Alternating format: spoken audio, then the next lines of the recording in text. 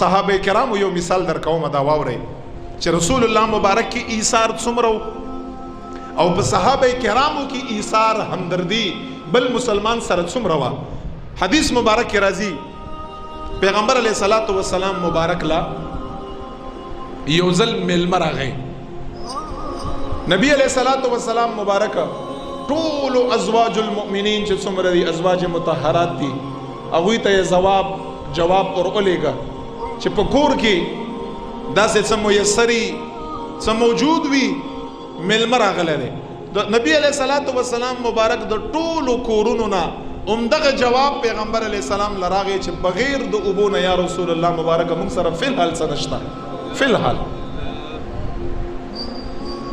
پیغمبر علیه الصلاۃ والسلام مبارک سره صحابه نستی.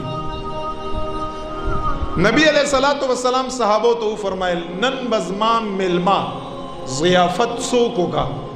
نن بزما د ملما ملمستیا څوک کا. صحابو ته فرمایي ځکه ملما دی ابو طلحه رضی الله عنه دا یو صحابي رسول دی. رب کائنات داغه متعلق په قرآن کې آیات نازل کړ. ابو طلحه رضی الله تعالی عنہ فرمایا یا رسول الله مبارک نن بد استاد ملما ضیافت ملمستیا زوکم زب یا بوزم. پیغمبر علیہ الصلوۃ والسلام ملما روان کا. ابو طلحه رضی الله عنه کله چې کور تلاړ خپل کور والا ته فرمایي څه خوراک شته. نبی علیہ الصلوۃ والسلام مبارک ملما میزان سره راوستل دی دا غي ضیافت ملمستیا پکار ده څه خوراک شته. کور والا ورته وی چې خوراک شته خو دومره خوراک چې صرف د زما او د ستا بچي وخوري بس نه ته پکې خوړای شي نه زه پکې خوړای شم. او بچي خو داسې دي چې هغه خو ماشومان وي نه پوهېږي خامخا جاړي په خپله لوږه باندې کنټرول هغوی دپاره سخت وي نو خامخا ماشومان به یې خوري دومره سیز موجود دی. ابو طلحه فرمایي رضی الله عنه چې ما خپل کور والا ته ووي دې ته ایثار ویل کېږي قرباني همدردي انسانیت سره. ما خپل کور والا ته ووي چې دا بچي مورې او مور دا طریقه ډیره په اسانه باندې زده چې نن دا بچي څه طریقه باندې وږي اوده کړه چې رسول الله مبارک ملما ضیافت پاتې نشي د هغې ملما ملمستیا پاتې نشي دا وږي اوده کړه څه طریقه ورسره وکړه هغه مبارکه ولګېده او ماشومان یې په څه طریقه باندې وږي بغیر د روټۍ نه هغه یې اوده کړه څملول. هغې نه وروستو ابو طلحه ته فرمایي چې خامخا ملمه سره به تم کښېنې نو دا خو د یو کس روټۍ ده نو ته به څه شی کوې بیا ماشومان خو ما اوده کړه زم صبر کولی شمه خو چې ملمه سره کښېننې هغه انسان په زړه کې خبره راځي ولې دا روټۍ کمزورې ده ما سره یې نه خوري څه خبره ده څه مسله خامخا ملمه سره به کښېنې هغې سره به څه کوې. ابو طلحه خپل کور والا ته فرمایي چې کله چې ته روټۍ کېږدې زه به ورسره کښېنمه په دې وخت کې چې کوم چراغ یا ډیوا یا لاټین یا شی بل دی هغه بند کړه خپه باندې ووایه چې هغه بند شي او تیاره شي. نو چې هغه بند شي او تیاره شي زه به هسې د روټۍ هغه پیښې کومه د روټۍ د خوراک به هسې هغه انداز به کومه نور به روټۍ نه خورمه نو ملمه به ښه صحیح طریقه باندې خوراک هم وکړه او په زړه کې به څه خبره هم را نه شي.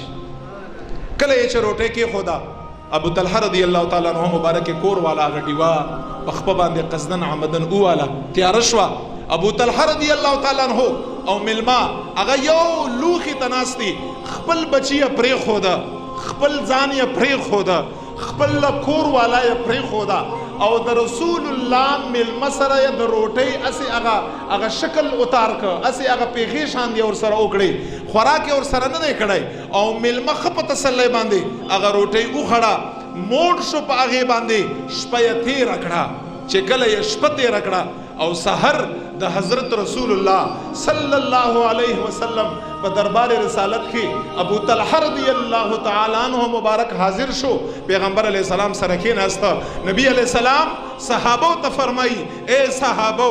بیگا ابو طلحه رضی الله تعالی عنہ دومره ایثار او قربانی او ښایسته کار کړی دی چې په هغې کار باندې زما رب ابو طلحه ته خندلی دی.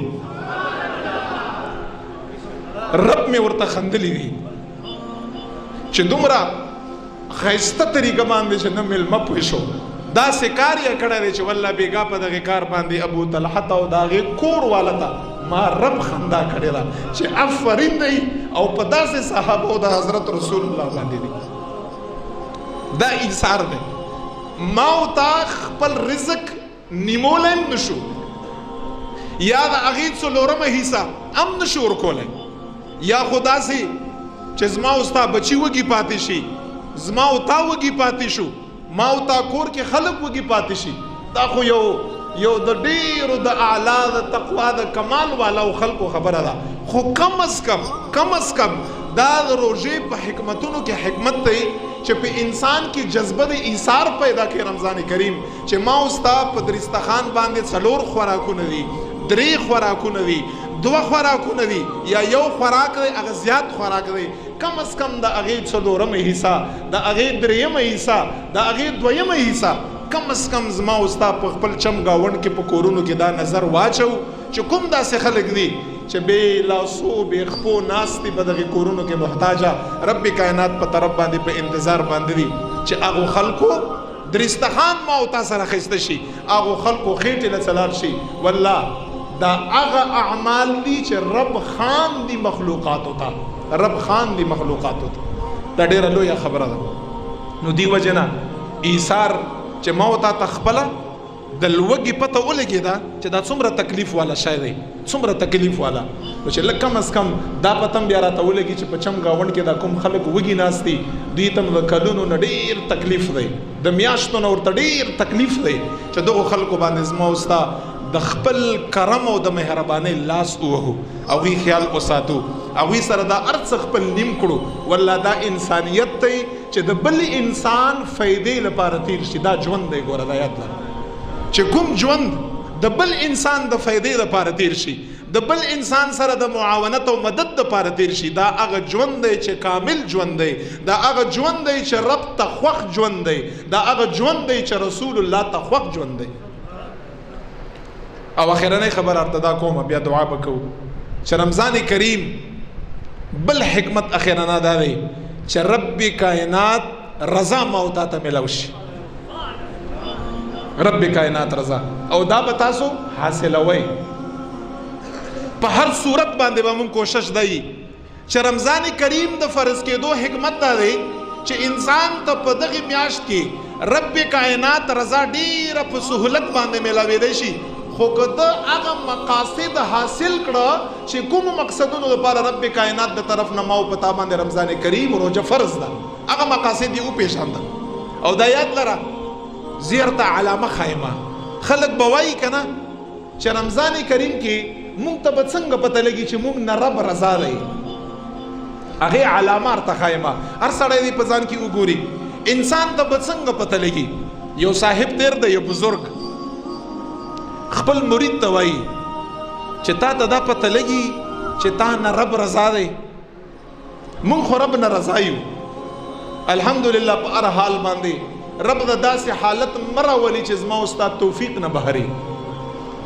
خدای پاک هم دومره فقر نه وساته چې الله نافرماني پې کوو الله هم دومره مال نه وساته چې د الله نافرماني پې کوو مونږ خو رضا یو رب به څنګه رضا یي وی دغې صاحب ورته ووي چې اذا وجدت قلبي راضيا عن الله تعالی وی چې ده ورته ووي چې ما ته داسې پته لګي چې ما نه رب رضا دی وی چې کله چې زه دغه خپل زړه ته دا یې علامه ده دا یې نښه ده چې کله زه دغې خپل زړه ته وي چې توجه وکړم او زما زړه د زما رب نه رضا یي ما ته پته ولګي چې رب د زما نه رضا دی دا یاد لرئ دا د رب د رضا غټه علامه ده چې کله ستا زړه دا وایي چې زه قانع یم زه صابر یم زه د رب نه په هر حال خوشحال یم چې کله دا خبره دغې صاحب خپل مرشد پاک ته وکړه هغه ورته فرمایي چې د رب د رضا چې دا څومره ښه معیار دی داسې معیار بل په دنیا کې نشته دی